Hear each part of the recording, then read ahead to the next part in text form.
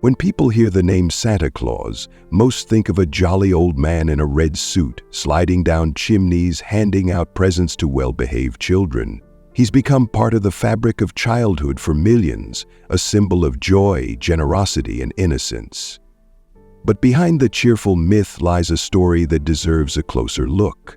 What happens when we peel back the layers of tradition and trace Santa's evolution not as a magical figure, but as a tool shaped by religion, commerce, and social control?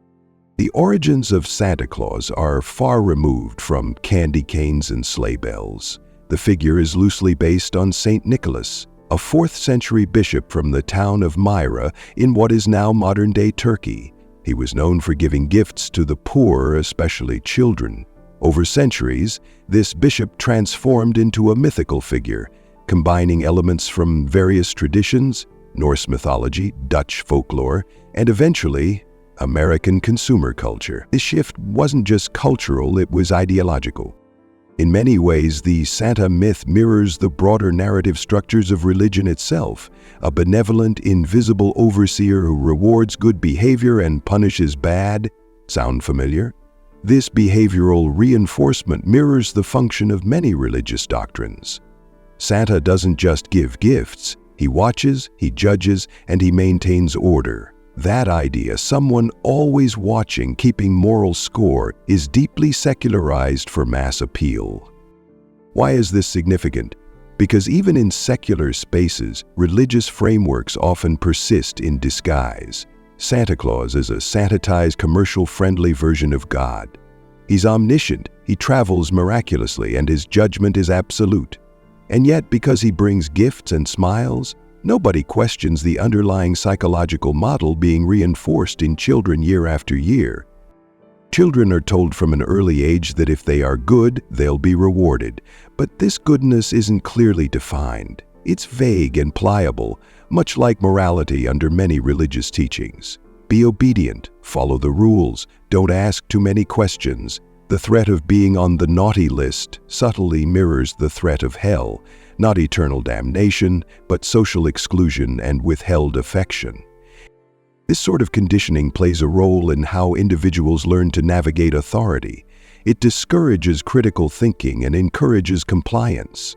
And while Santa may seem like a harmless myth, the real impact lies in what it teaches children about power, virtue, and surveillance. Santa's presence isn't felt just in December. He's commercialized across media, advertising, and school systems. The average American parent begins promoting the Santa myth as early as age 2, and by age 8, most children realize he isn't real. But that's 6 formative years. 6 years of believing in something without evidence. 6 years of being taught to trust authority figures, even when what they say contradicts logic or experience. If this were any other domain, politics, for instance, encouraging belief in a powerful unseen overseer would raise red flags. But when it's wrapped in red and white, nobody blinks. That says something about how narratives, once religious in nature, can morph into cultural rituals without losing their ideological roots. The Santa myth isn't simply a harmless story. It's a training ground. It conditions people to accept grand narratives without scrutiny. It asks people to believe in extraordinary claims based solely on tradition and consensus. And most importantly, it teaches that moral worth is externally measured and conditionally rewarded. Now consider how similar this is to the way religions, especially Christianity, function. God watches everything. God knows your thoughts. He judges and rewards or punishes based on a moral code that isn't always rational or fair. Much like Santa's list, the criteria can be vague and subjective. Yet belief in that system is often demanded before understanding it, especially among children. From an atheist perspective, this raises real concerns. If we want people to think critically, to ask questions, to seek evidence, then fostering belief in supernatural figures, whether divine or fictional, works against that. Let's talk about honesty for a moment. Parents who are otherwise committed to teaching their children not to lie participate in one of the longest-running cultural hoaxes in modern society. and when children eventually discover the truth, they may shrug it off. But some don't. Some start to question other things their parents told them. If Santa wasn't real, what about God? What about heaven? These are valid questions, and the discomfort they create reveals how deeply intertwined myth and morality can become. Christianity, like the Santa myth, relies heavily on inherited belief. Most people adopt the religion they were born into. Few are encouraged to question it critically, and when they do, social consequences can follow. That mirrors the way children are discouraged from questioning Santa, not because the answers aren't available, but because asking them disrupts the communal illusion. The holiday season is a perfect example of how secular and religious traditions blend. Christmas is ostensibly about the birth of Jesus, yet in practice it's dominated by consumerism and fairy tales. In a 2019 Gallup poll, only 35% of Americans said they view Christmas as a primarily religious holiday.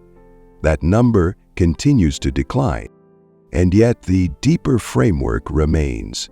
Judgment, reward, and moral conditioning are still central themes. It doesn't matter whether the name is God or Santa, the mechanism is similar. Even the rituals echo one another. Letters to Santa mirror prayers. Children whisper their desires, hoping a magical being will grant them.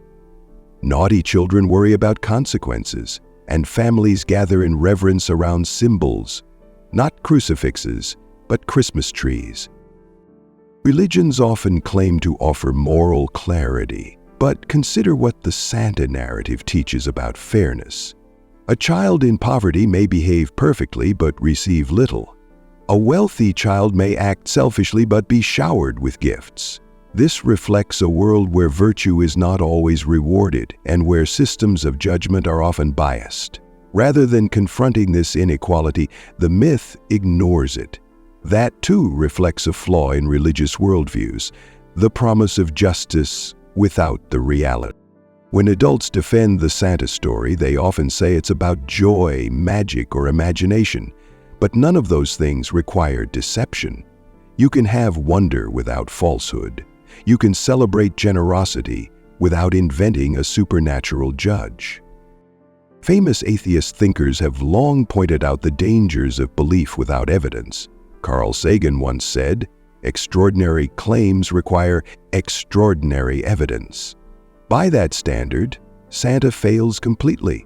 So does God. The difference is that Santa is eventually outgrown. Religious belief often lingers, insulated from criticism by social norms and institutional support. There's also a silence around questioning these myths. A child who doesn't believe in Santa may be told not to spoil it for others. Similarly, atheists are often told not to challenge religious beliefs, even when those beliefs influence laws, education, or healthcare. Why are we so protective of belief systems that don't hold up to scrutiny? Part of the answer is comfort. Santa brings joy, so people don't want to let go of him.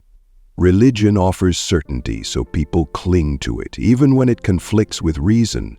But comfort should not be mistaken for truth.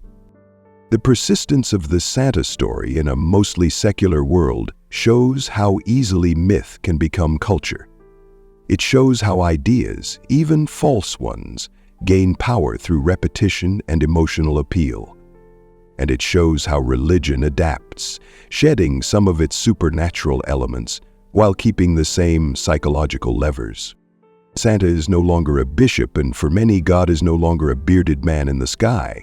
But the mechanism, believe, obey, be rewarded, is still intact.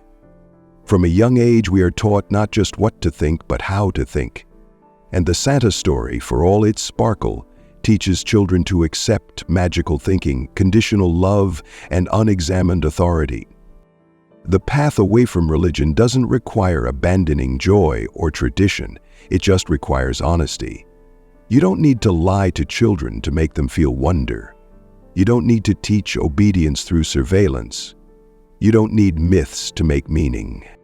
The real magic comes from curiosity, empathy, and understanding, and those don't require any lists, sleighs, or omniscient judges.